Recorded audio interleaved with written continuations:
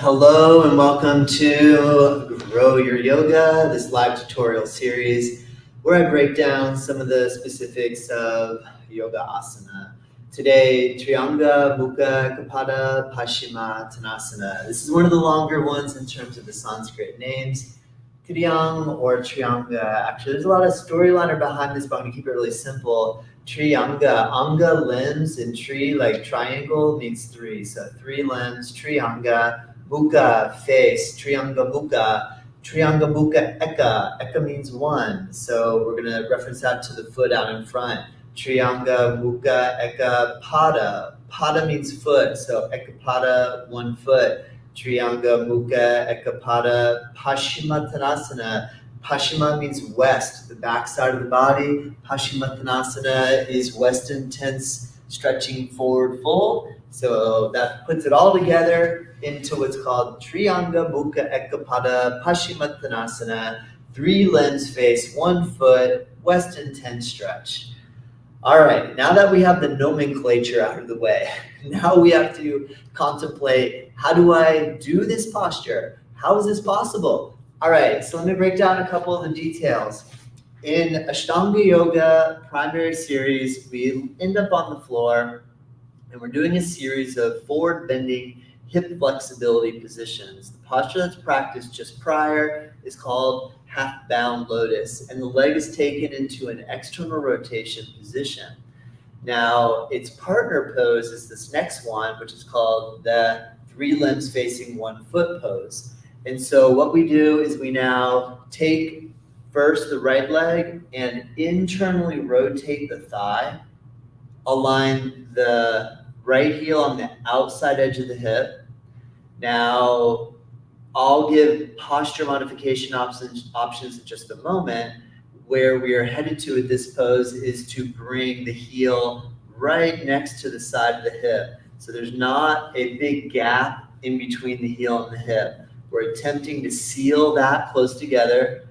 The right foot, we want to have the foot pointing directly behind for the most part and not angled out, turned outward, which would put a bunch of rotation in the knee.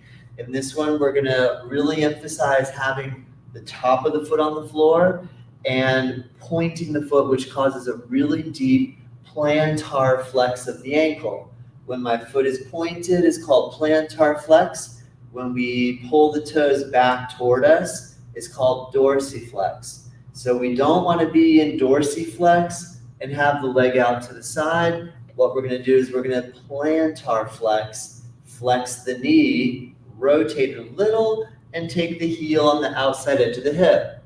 And then the other thing that we attempt to do is to seal the legs, the thigh bones together, so that once we have this heel alignment close to the side of the hip, we bring the legs together, closing this gap. Now, naturally, when we start to go here, the tension in the knee, hip, or ankle, or combination of all the above, will cause us to fall or lean over to the side.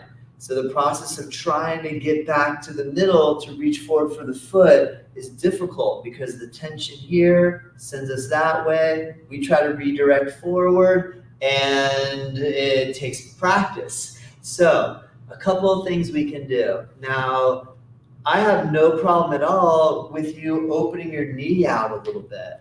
That makes the hip flexibility element a little easier. And also, I suggest really do try to keep your heel close to your hip, but in some cases, because of tension in any one or a combination of these joints, the process of attempting to bend the knee and pull the leg back requires that we really lean over to the side.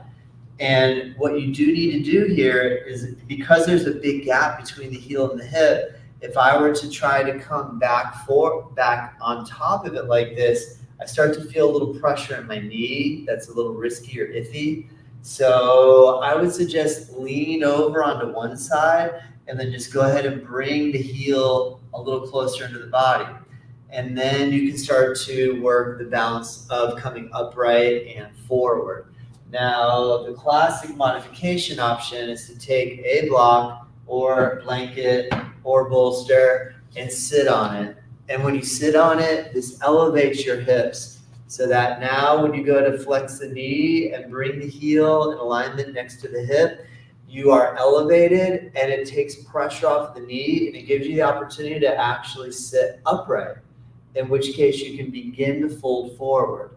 Yes, over time we want to remove the block. And what I can do is I can start to take a prop that's half the size. And so after practicing for a couple of months on a block, what I'm going to do is stop using the block. I'm going to take the blanket. If my knee feels good, that's the main criteria. If you've suffered a knee injury and you're rehabbing your knee and it hurts like crazy, then you need to find a way to prop yourself up. I'm going to give you more options of things you can do for your knee in just a moment. But here I'm a little bit lower. I still have a prop. It gives me the ability to get my center of gravity up. Interestingly enough, this posture is believed to be a really good abdominal strengthening, abdominal core strengthening pose. And the reason that is that the process of attempting to bring the hip of the folded leg down and to be able to fold forward and stay on track. When I stay on track, what I'm referencing is the fact that the center line of the thighs, the median line of the body, when we fold, we'll attempt to land the median line above the line where the legs meet. Now, is there room for variation here? Of course there is. I mean, you can lean a little more over, and some people teach and practice the pose where you're trying to bring your heart down toward the right knee, as opposed to bringing the center of your sternum. Well, when I say heart, I got to be very specific because your heart lays a little to the side of the sternum. So let me rephrase that. When you come forward, you can attempt to bring the sternum, the center of the chest, over the knee. But another way to do is to try to bring the sternum directly down on top of the line where the legs meet. You get to choose. How do you know which way to go? Feel it. How does it feel? Experiment. This is all about trial and error and what works for you, not for everybody else. Okay, so keep that in mind. All right, now, of course, easier said than done. Let me point out a few factors. So I bend my knee, I bring my heel in close. If I've established the ability to bring my thighs together, I'm going to reach forward. I'm going to grab my left wrist around the foot with my right hand. Inhale, breathe, extend, and exhale, breathe, aim my head down to my leg just beyond my knee or around my knee. Now, occasionally students will come in and they have had knee replacement surgery, and the ability to go past a certain point of flexion is not going to happen when there's a surgery and or artificial material placed in. It might be designed on purpose to only go to a certain level of flexion. So that would mean that no matter how much movement and flexibility stuff we create, there's always going to be a little bit of gap between the heel. So that's where it might be appropriate to definitely use a prop. Now, in some cases, we've had situations where the knees, it just really keeps getting triggered and injured when doing this sort of range of motion. So another good variation, in my opinion, is wind removing pose, because here we can still work on the flexion of the hip and the flexion of the knee, do minimal rotation of the knee one side or the other, and we can just practice drawing down, and it won't over pressurize the knee joint in the flexion process in this pose. Let's see a couple of other things. So yeah, I'm still sitting on the floor there with the abdominal strength element. Notice that what I'm going to try to do now is drop my hip, my left knee is bent, my left heel is near my hip. I'm going to try to drop my hip down, pull the belly in, and control coming forward, which really makes you have to engage your abdominal musculature to help you stabilize. Another component that plays a piece here is that as you're folding, try to get involved in squeezing your quadricep muscle in the leg that's straight. Now, when we set the pose up, we make the grab, we take an inhale, we lift the chest, and then we start to fold forward. The other big question is, can I put my hand on the floor? I think so. I mean, if you put your hand on the floor, it'll give you a little bit of leverage to be able to begin to do the forward bending process. Now, in some cases, I've had people modify this pose by eliminating the knee bend altogether. For example, they just had a major accident where bending the knee and it's swollen, but they still want to come in and practice. We just take the leg and we just leave it out a little to the side and don't even bend the knee at all, right? Look at the pose, feel what's happening in your body, come up with a strategy that makes sense, continue to practice. slowly but surely start to work the rehab element. And the rehab element, the very first movement is knee flexion, hip flexion, knee flexion. So just bringing the leg up toward the body is a really good way to initiate the ability to start to move into this very interesting and unique pose called Trianga Mukhaikapada Paschimottanasana. Now, another good preparatory pose for this that is utilized is called Virasana, and Virasana is where we have both knees bent and our toes are pointed back and our ankles are stretching and the hips sit down right in between the heels. If you can sit in Virasana with your hips on the floor, there's a really good chance that you are able to do the exact same thing with just one leg folded.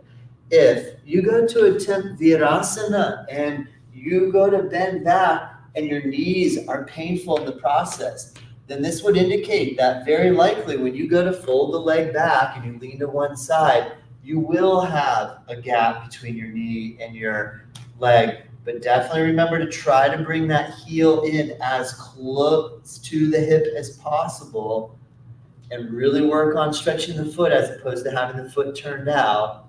And remember, practice a little bit every day and have fun. Listen to your body.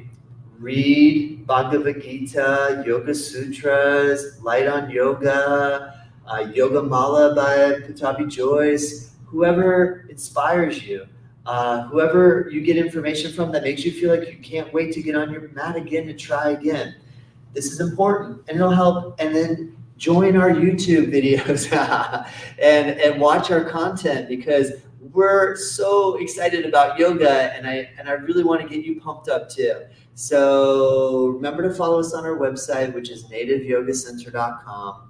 Send me a question at our email address, which is info@nativeyogacenter.com, and or reach out to me on any of our social media channels, be it Instagram, Facebook, X, YouTube, and we'll LinkedIn, whatever else you're into. All right, thanks so much, and I look forward to seeing you every Thursday here, 11:30 a.m. and 12 p.m., where we'll continue to investigate the wonderful world of yoga asana. Have a great day. Namaste.